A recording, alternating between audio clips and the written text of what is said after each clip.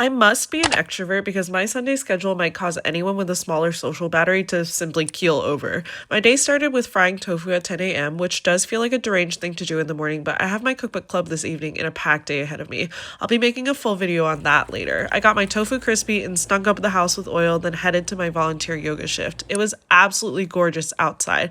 DC cannot be beat in the spring, minus the seasonal allergies. I'm pretty sure I snored during the 8 minutes of asana at the end. Oops, but it was well needed rest because from here to the end of the day, we're running around. I had to grab some red onions because I turned all of mine into pickles before I looked at my tofu recipe, and then I decided I needed a sandwich to survive the rest of the day, and I'm eating this sandwich on the 5 minute walk back to my house because we are running around. Had to stop and appreciate these cherry blossoms for a second though, because once again, DC is the greatest city to live in during the spring. Headed home to do a little outfit change and spray a little perfume because honestly, I smell like I'm deep fried, and then we walked over to the metro station. My roommate and I are headed to a vintage market pop-up. He DIY'd these shorts. Aren't they so cute?